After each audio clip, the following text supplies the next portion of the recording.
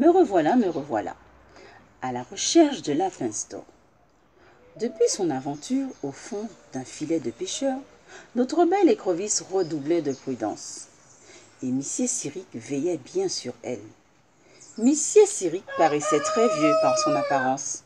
Cependant, c'était bel et bien un jeune Cyric, né avec 2 pinces en or et qui avait fait lui aussi les frais de la jalousie de Maman de l'eau. Petit, il avait échappé à la vigilance de ses parents. Et Maman de l'eau, qui avait un œil sur toute chose, s'empressa par tous les moyens, bons ou mauvais, de se saisir de l'une de ses pinces. Pressé de rajouter une pièce de plus à sa collection d'objets rares et précieux, celui-ci décida de ne plus se laisser impressionner par cette méchante fée et se débattit de toutes ses forces et réussit à se glisser sur une roche. Mais Maman de l'eau eut le dernier mot. À l'aide de sa magie, elle sectionna l'une des pinces et s'enfuit avant même que les parents du jeune Cyric ne la surprennent à commettre son méfait.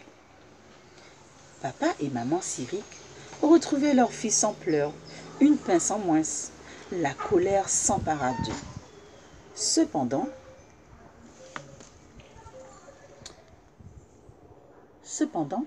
ils ne pouvaient rien contre Maman de l'eau. Personne n'avait jamais osé l'affronter. Quelque temps plus tard, la pince du jeune Cyric repoussa, mais elle n'était pas en or. Au fil des années, la pince grossissait.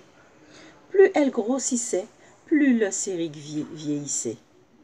Et il devint vite la risée des autres Cyriques de son âge, qui l'appelaient Monsieur Cyric. Et depuis, le nom était resté. Il vécut caché pendant des années. Et puis, un jour, il se dit « Ressaisis-toi, fais-toi respecter ». Aussi, chaque fois qu'un comparse se moquait de lui, il se battait, se servant de sa grosse pince pour vaincre le moqueur.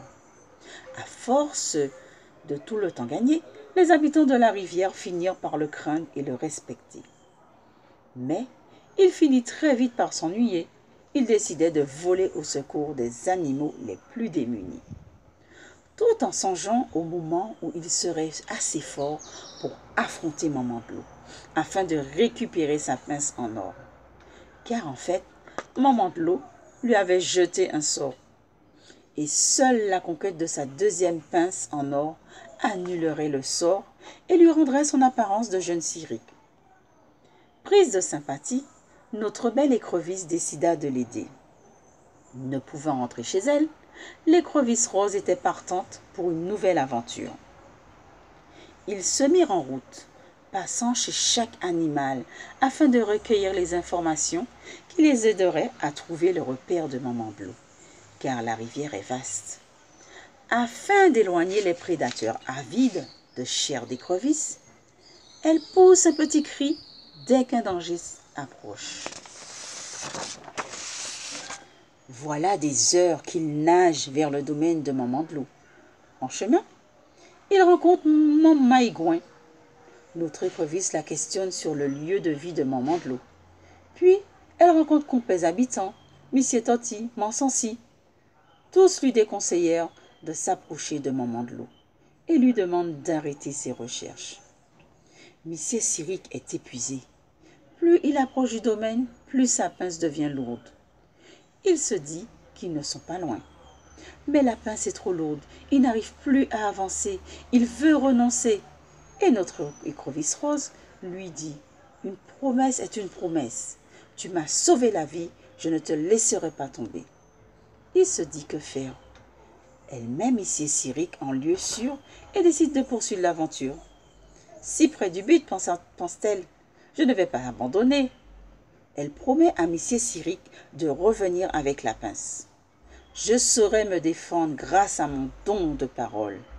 Elle se mit en route afin d'arriver avant la tombée de la nuit, car toutes les heures, Monsieur Cyric devient de plus en plus vieux. Après 3 heures de recherche, elle arrive enfin. Un frisson l'envahit. L'endroit est sombre et ressemble à un large labyrinthe. Elle voit une lumière au loin. Elle décide d'aller voir de plus près. Elle est émerveillée. Maman de l'eau n'est pas là. Elle aurait déjà senti ma présence. Elle se met à la recherche de la pince d'or. Elle cherche encore. Au bout de 30 minutes de recherche, la voilà enfin.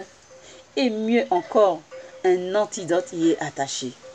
Elle lit sérum anti-vieillissement. Elle saisit la pince et la potion sans même chercher l'antidote qui lui rendrait son apparence de jeune fille. Le tout est maintenant de sortir de la cachette de Maman de l'eau. Un véritable labyrinthe.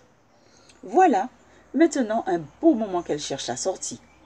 Elle a l'impression de tourner en rond. Tout à coup, elle aperçoit une porte. Elle s'approche.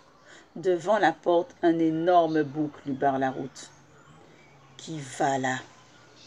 C'est le gardien de la cachette de Maman de l'eau. Qui va là, j'ai dit. Il faut savoir qu'on entre chez Maman de l'eau facilement. Mais il est difficile est la sortie. Elle a peur, mais se dit si près du but. Que faire? Elle décide de ruser et d'user de son charme.